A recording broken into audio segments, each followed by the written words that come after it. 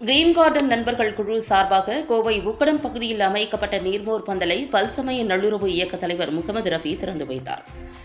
கோவை உக்கடம் பகுதியில் உள்ள இளைஞர்கள் இணைந்து கிரீன் கார்டன் நண்பர்கள் குழு என்னும் சமூக நல்லிணக்க அமைப்பின் மூலமாக பல்வேறு சமூக பணிகளை செய்து வருகின்றனர். இந்நிலையில் கோடை வெயில் கொளுத்தி வரும் நிலையில் பொதுமக்கள் தாகம் தீர்க்கும் விதமாக கோவை உக்கடம் பகுதியில் கிரீன் கார்டன் நண்பர்கள் குழு சார்பாக நீர்மோர் பந்தல் திறக்கப்பட்டது.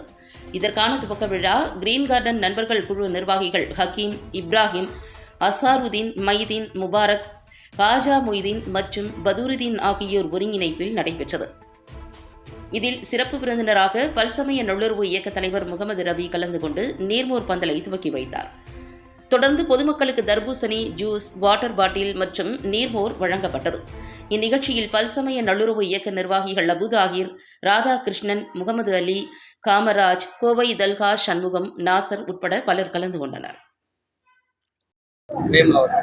இன்று உக்கடம் பகுதியிலே கிரீன் கார்டன் நண்பர்கள் குழு தொடர்ந்து இந்த பகுதியிலே சமூக பணி செய்து கொண்டிருக்கின்றார்கள்.